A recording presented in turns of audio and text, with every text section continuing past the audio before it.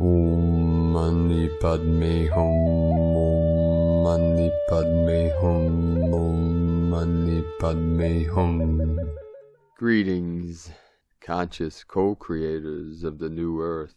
Today, August 15th, the day of Mother Mary Ascension.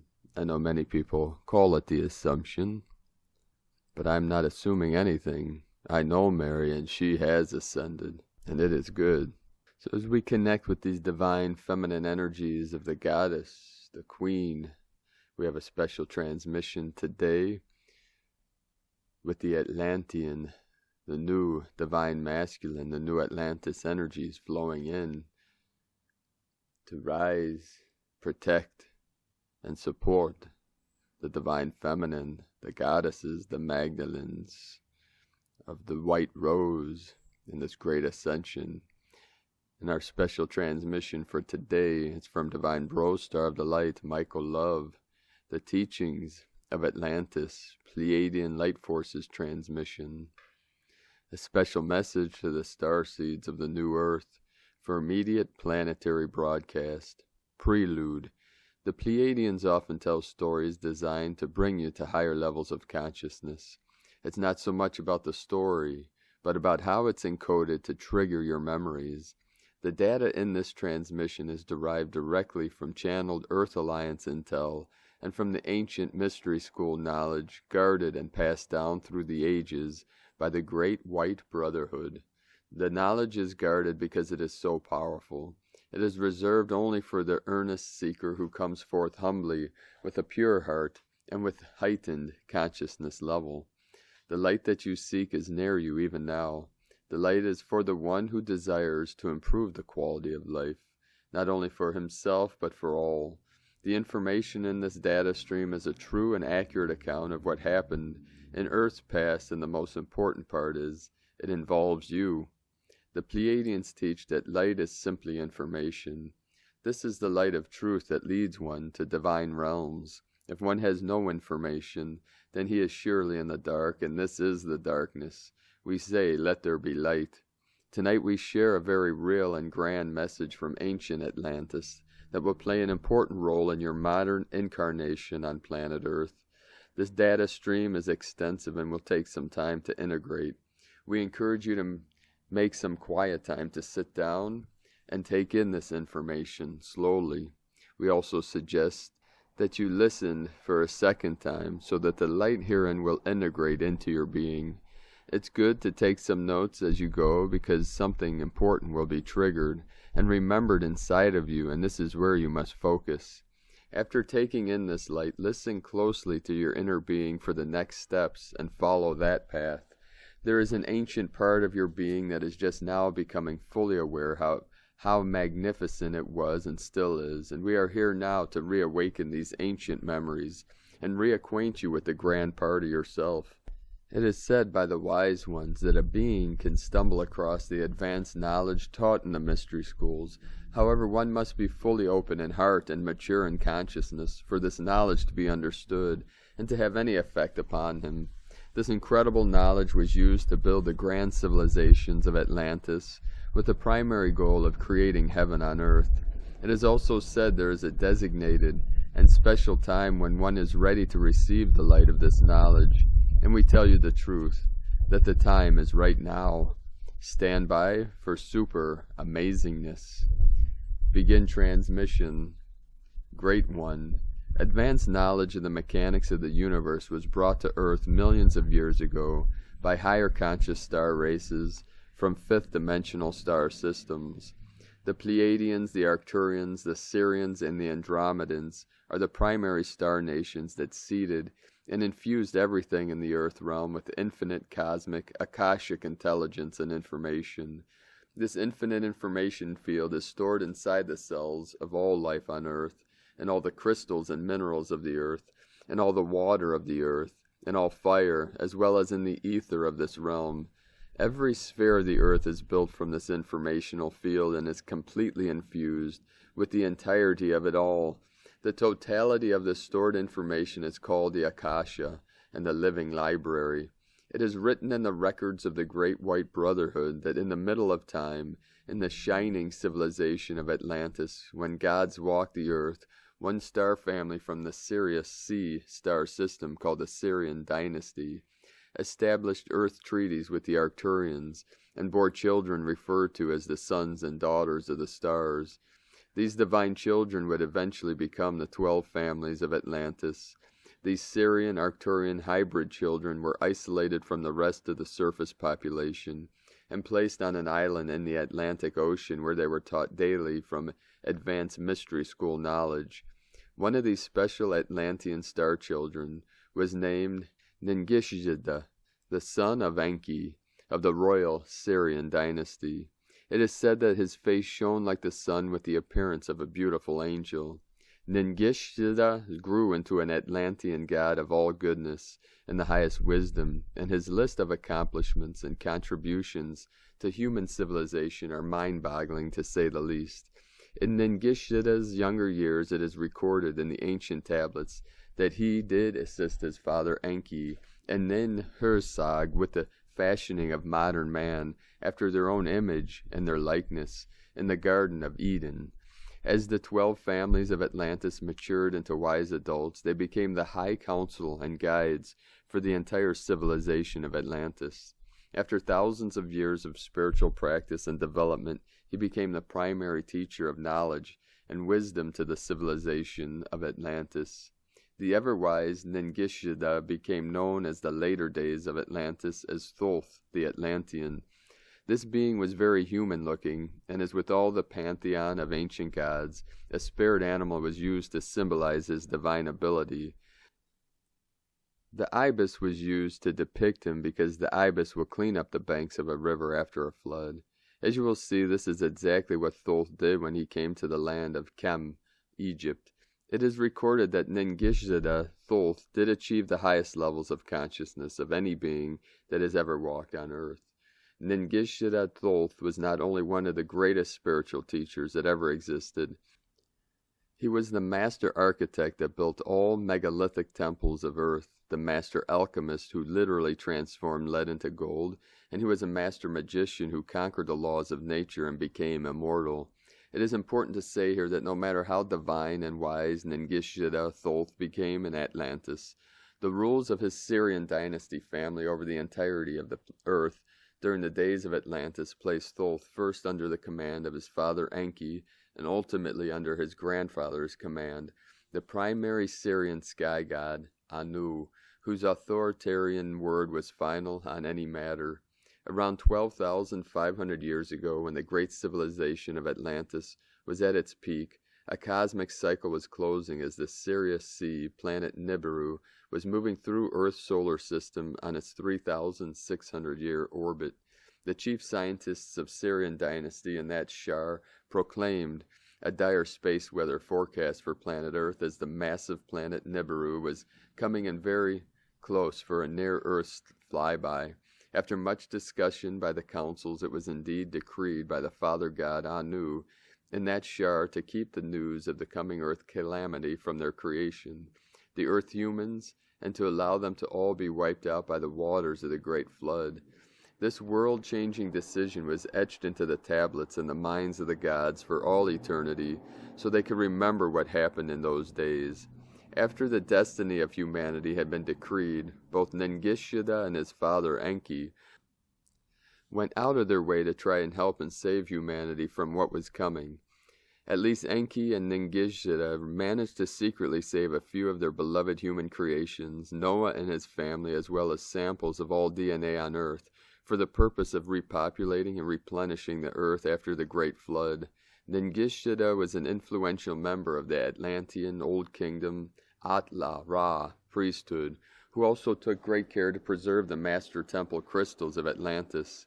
These massive crystals were moved to safety in time and are still buried in Earth's crust today, generating the most powerful energy vortexes on the planet. When time was to be fulfilled, the great winged red destroyer Nibiru came close to Earth, and its magnetic net force was so strong that it completely overtook the Earth. North became south and south became north, and the Atlantean legend says the Earth literally stopped spinning for one day. This world shook with magnificent force, and the great ice sheets in the south and the north poles, as large as mountains, broke loose from the shaking and violence of the ground. In those ancient days there was much advanced technology, far beyond what humans know today, and by spectacular airships powered by water did the gods travel in the skies of Earth and even to other star systems.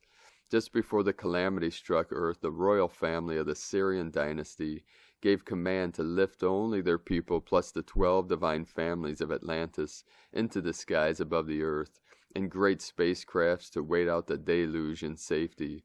As the gods watched from above, the massive ice plates from the north and south rushed down into the oceans, and the mighty oceans rose 6 miles into the skies. Water covered the whole earth by 6 miles deep in those days. The Ice Age was ended abruptly by the great deluge, and alas, the grand city of Atlantis had fallen. The tablets of destinies and the fate of humanity had been fulfilled. During the first shower after the great deluge, the waters had receded and dry land appeared again. The Sabian dynasty landed back on the surface of Earth and began to rebuild their global gold mining empire. After consideration of how the Sabian dynasty allowed most of humanity to perish in the deluge, Thoth and Enki lamented, and then firmly set themselves against some of their own royal family members for allowing this terrible thing to happen. You see, here is where the story changes. Thoth himself made his own secret plan for the future enlightenment of the humans he and his father created. Thoth, Ningishida, vowed in his heart at that moment to provide humanity with a way to achieve and realize their own divine potential. Thoth knew that humans were created with the divine spark of life. Aho, brother. And spirit. However, they would have to reach for its attainment out of the fallen world they were now in. He vowed to make his Atlantean knowledge available to all of humanity, so that important information would never be withheld from the beings of this world again. He made a plan that ensured even the future children of Atlantis, the starseeds who are now living on Earth in present time, could read his words and be trained again into the ancient Atlantean priesthood to become a fully enlightened god of their own. He also knew that since these divine star children were cut off from their ascension work at the time of the great deluge, they would strive to complete their mission in a future incarnation on Earth. This spiritual master from Atlantis saw you in this present incarnation, and he knows you well, because you are his direct blood and family. He knows your resolve, he knows your abilities, and he knows you will absolutely attain your goal. Thoth then became filled and consumed with a great fire and purpose, and began putting all of his energy into developing a higher human civilization and restoring Atlantis back to the paradise it was before the deluge. Though before the Great Flood, Atlantis was originally concentrated in a small island colony beyond the east coast of North America and near the northern tip of Africa, below the European west coast, Thoth's plan for New Atlantis was to recreate its glory all across the planet. Everything to build again from solid foundation, Thoth proclaimed. This time, however, we will build the great temples of Atlantis in every land, and we shall begin in the land of Khem. And after this, the command was given to lift the 12 families of Atlantis into great spaceships and travel on the wings of the morning toward the land of Khem. It is written that when we landed on the wings of the morning and arrived in Khem, we were confronted by a barbaric people, but I, Thoth, quickly subdued them by a strong crystal pulse from my staff. I established order and light among these people, and in time they became as the children of the gods of Egypt. Great advanced temples and buildings with blueprints from beyond this world were soon planned and erected, all up and down the Nile Valley. Most of these temples are still standing to this day. It is said if you want to know Atlantis, know Egypt. The secrets of Atlantis are in plain view in Egypt. For a time, to keep his plans secret and to keep peace with his Sabian royal family, Thoth played the game to rebuild their gold mining operations and quickly rebuilt their megalithic spaceports all around the Sinai Peninsula. Over several showers on Earth in those days, Thoth and his Sabian family built megalithic spaceports all over the world, including Nippur, Baalbek, Göbekli Tepe, Temple Mount Israel, Uruk, Pumapunka, Tiwanaku, Dwarka, and Teotihuacan. The primary Earth spaceport, the Great Pyramid of Giza. It is written and established in Thoth's own words as well as in the records of the Great White Brotherhood and the mystery schools that Thoth Ningishida, the Atlantean, is the designer and builder of the Great Pyramids of Egypt, and that its purpose was to serve as a landing corridor and beacon for inbound gold transport craft from Nibiru. In the first emerald tablet, Thoth says, "Built I, Thoth, the Great Pyramid, patterned after the pyramid of earth force, burning eternally so that it too might remain through the ages. In it my knowledge of magic science, so that it might be here when again I return from Amenti. I, while I sleep in the halls of Amenti, my soul roaming free will incarnate, dwell among men in this form or another." Furthermore, it is recorded in stone in Syrian dynasty records that after the deluge had destroyed their original Anunnaki landing corridors, a new landing corridor for the cargo ships coming from outer space was needed to transport the mined and processed gold back to Nibiru. Here is the ancient account of the building this massive spaceport in the land of Khem from first-hand knowledge. It is established that a new landing corridor for the Anunnaki ships coming from outer space was needed. The landing path on the twin peaks of Arata in the north were selected and anchored. To demarcate the landing corridor, 2 other sets of twin peaks required to delimit the landing corridor's boundary, ascent and descent to the secure. Where the second set of twin peaks was required, mountains there were none, only a flat land. Above the water-clogged valley from the ground protruded artificial peaks thereon we can raise. So did Ningishida to the leaders say. On his tablet the image of smooth-sided, skyward rising peaks for them in straight lines he drew. If it can be done, let it be so. Let these peaks also be as beacons for the ships serve, measuring the great lines from above according to the position of the stars on the flat land above the river's valley. Ningishida, a scale model, did build the rising angles, and 4 smooth sides with it he perfected. Next to it a larger peak he placed, its sides to earth's 4 corners he did set, by the Anunnaki with their tools of power, were its stones cut and erected. Beside it, in a precise location, the peak that was its twin, he, Ningishida, did place. When this artful peak to the heavens rose, to place upon it the capstone, the leaders of the Syrian dynasty were invited, of Electrum and admixture by Gibel, another son of Enki, in charge with the metallurgy and maker of magical artifacts. Fashion was the apex Ben stone made. The sunlight to the horizon it reflected. By night, like a pillar of fire it was. The power and light of all the colored glass crystals to the heavens. In a beam it did focus. When the pyramids were first built by Thoth in the early days of Khem, he placed massive, beautiful Syrian crystals of great power that were rescued from the original Atlantis temples and placed them both outside and inside the new pyramids of Giza.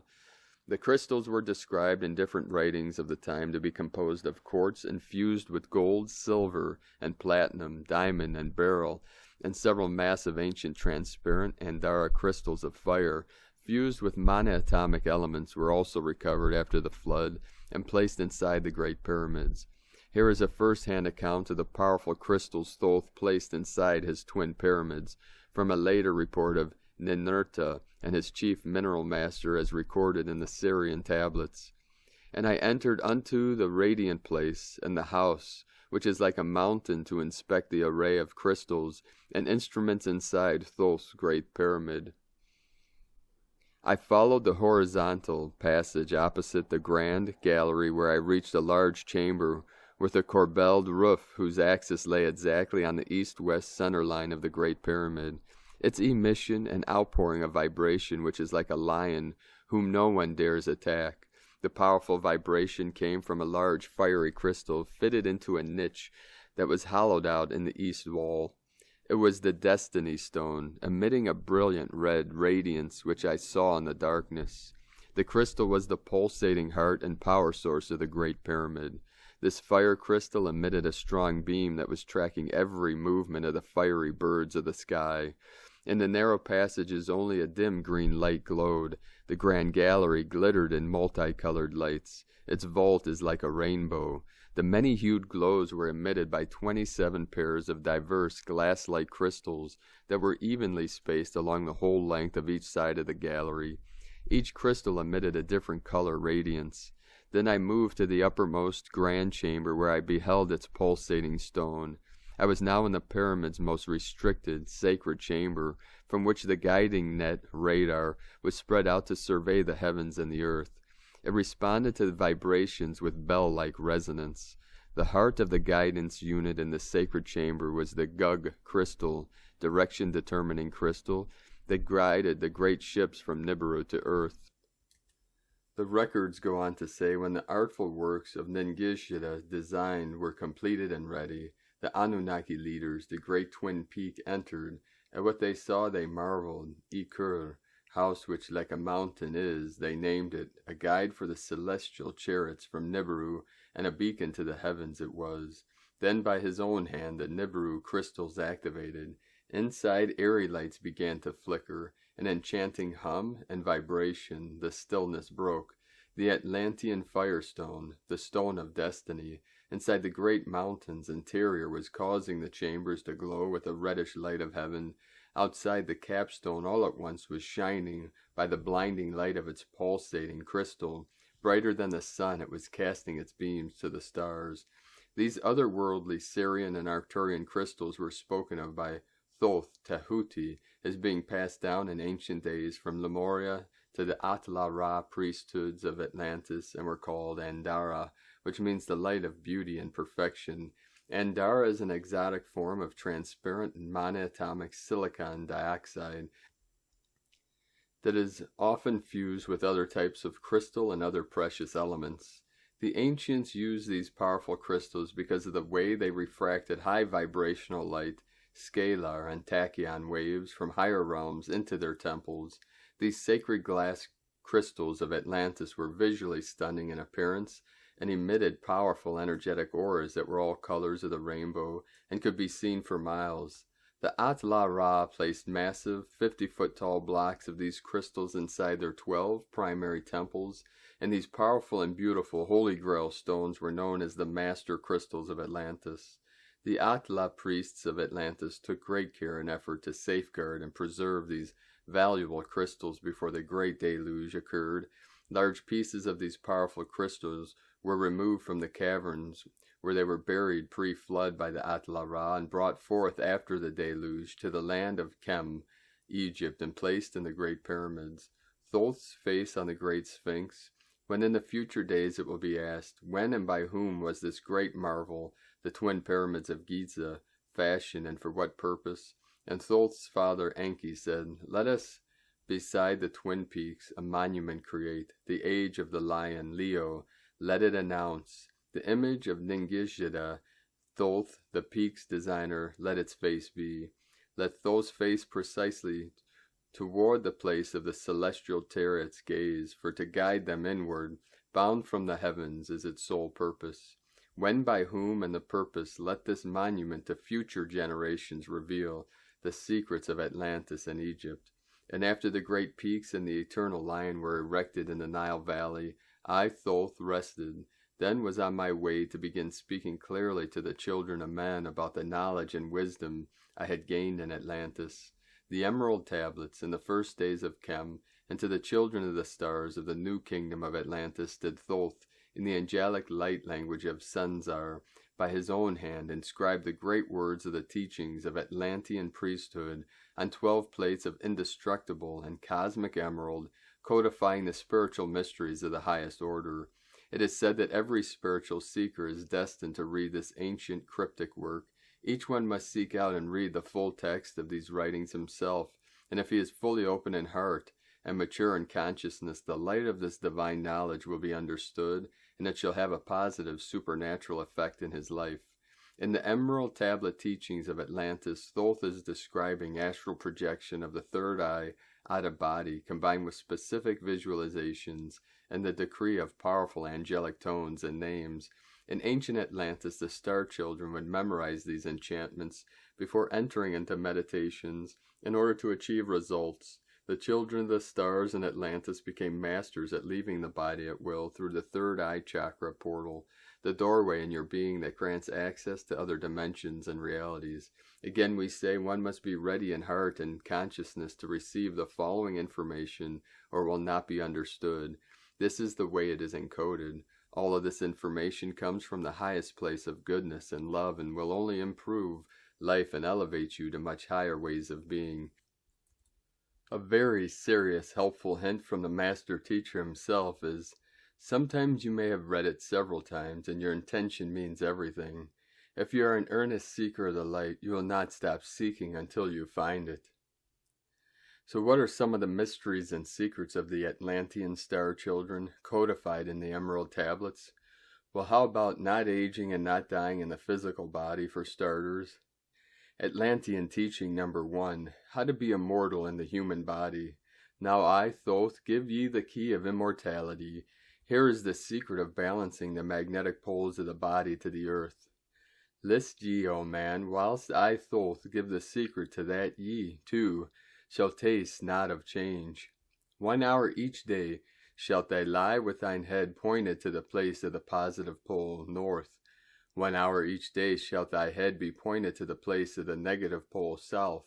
Whilst thy head is placed to the northward, hold thou thy consciousness from the chest to the head.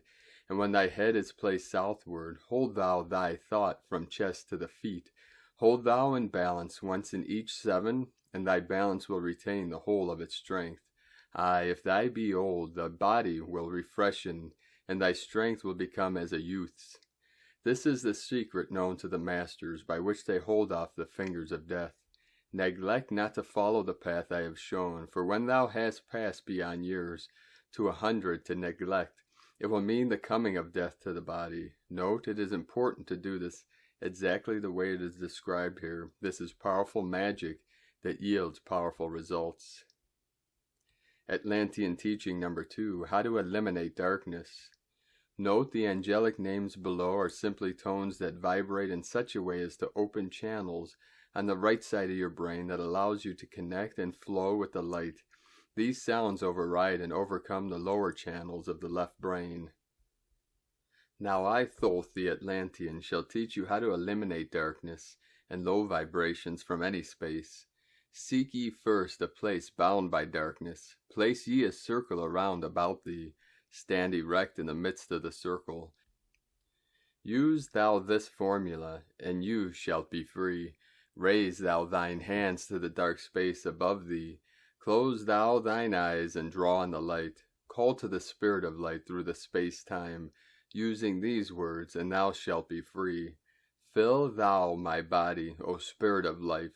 Fill thou my body with spirit of light. Come from the flower that shines through the darkness. Come from the halls where the 7 lords rule. Name them by name. I, the 7, 3, 4, 5, and 6, 7, 8, 9. By their names I call them to aid me, free me, and save me from the darkness of night. Untanas, Quartas, Chietal, and Goiana, Quartal, Semveta, Ardal. By their names I implore thee, free me from darkness and fill me with light.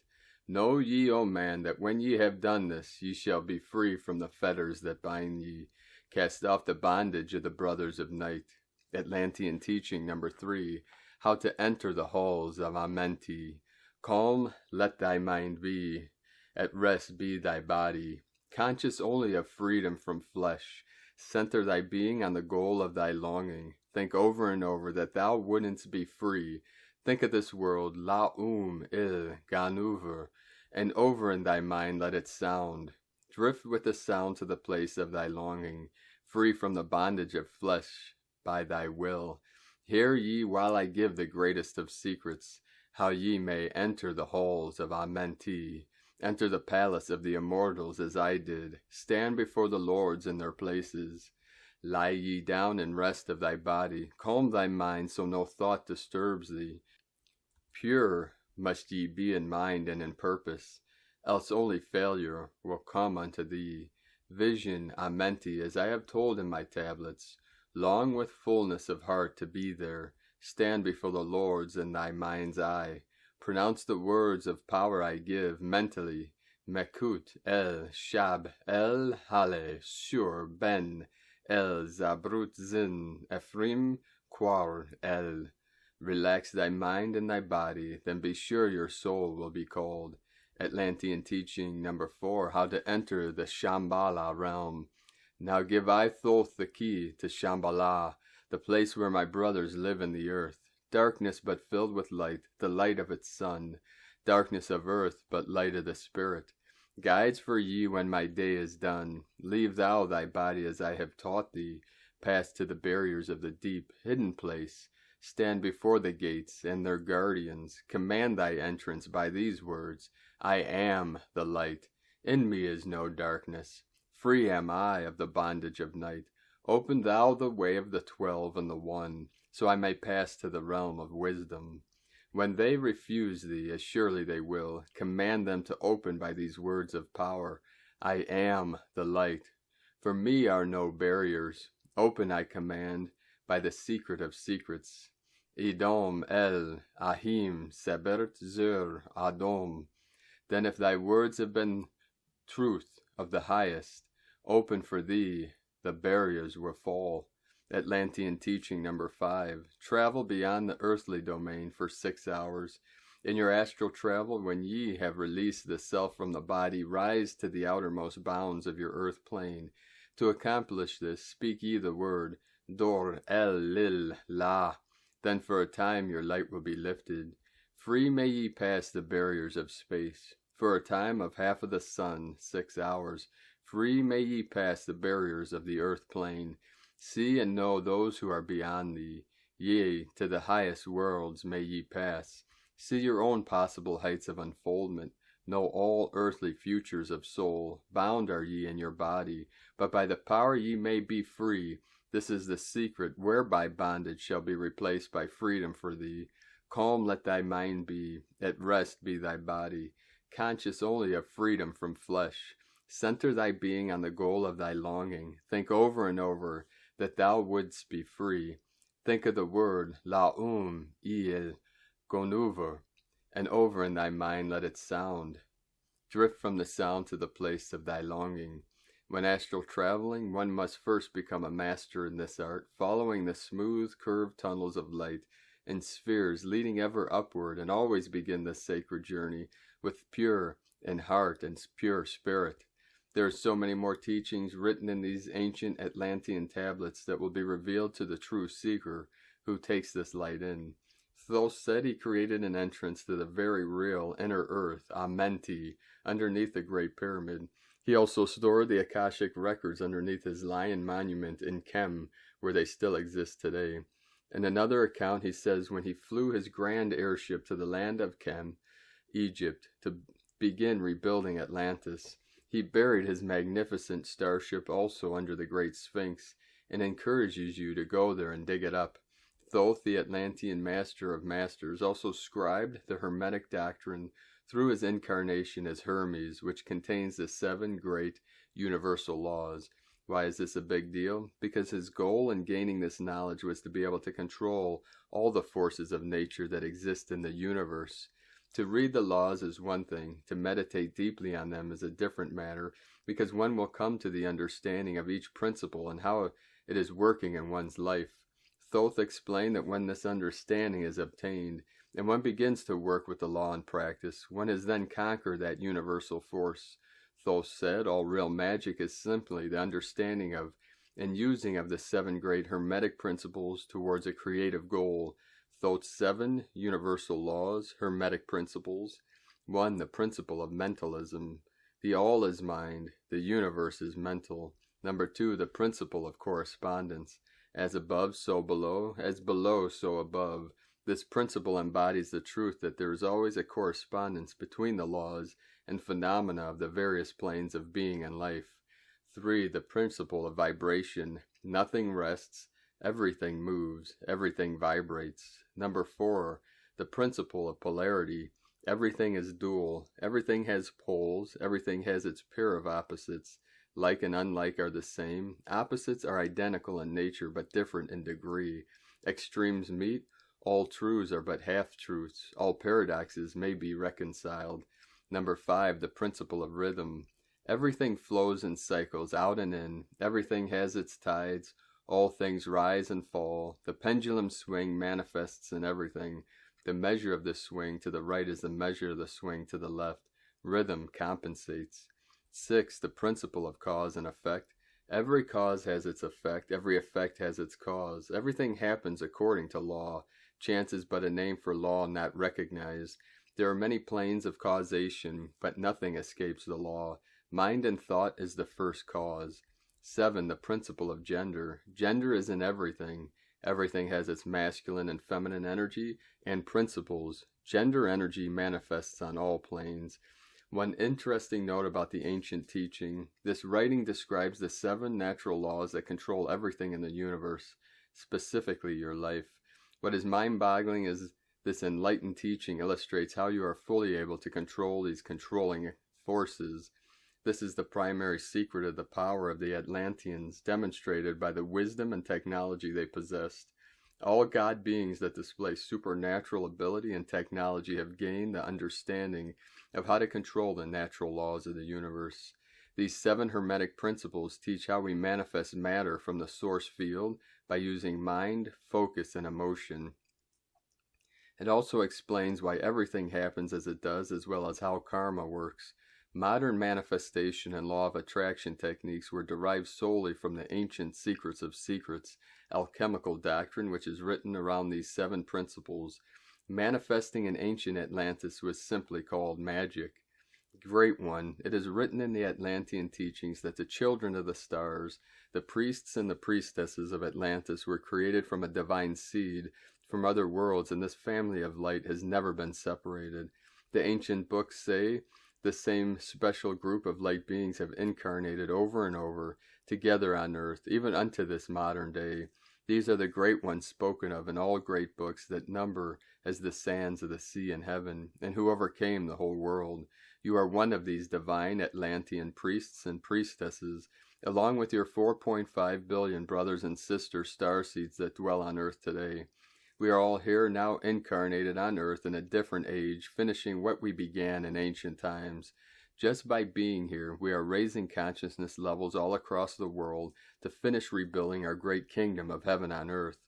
Thoth said the main way to attain this kingdom of heaven was to be very curious and gain as much knowledge as you can. Over the next 30 days, go and read the sacred books. They are readily available if you seek them. When you seek, keep seeking deeper. There is more, much more. Ask the hard questions and the true answers will be given.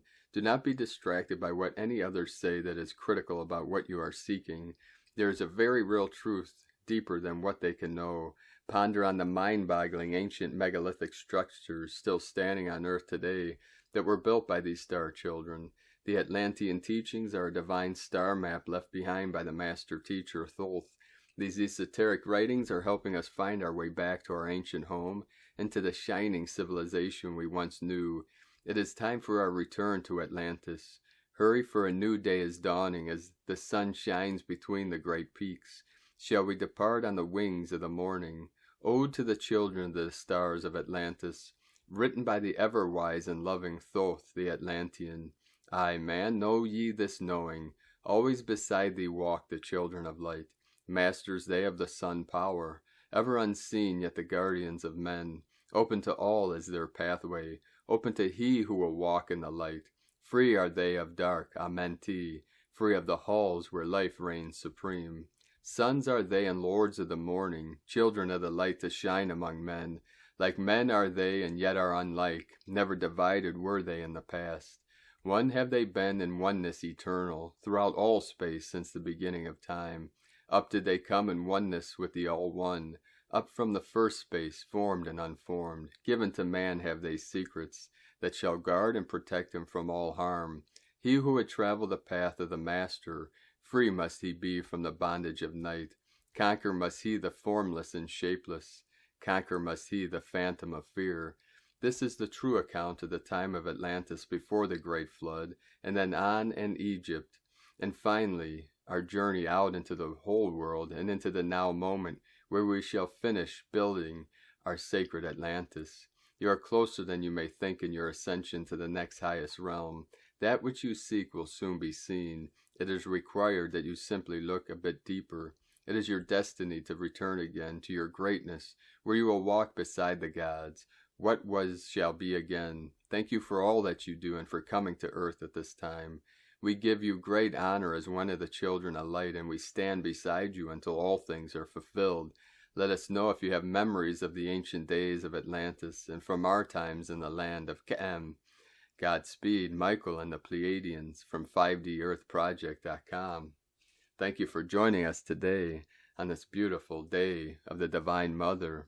If you found value in this work and our other works, please like, comment, and share these videos with your teams and tribes to get these messages out to our 144,000. If you'd like to help support us and our work and mission, you can make a pledge on Patreon or a donation to PayPal at our links at eaglelovecondor.com. Have a most beautiful and awakening journey. The eagle and the condor love you all. Namaste.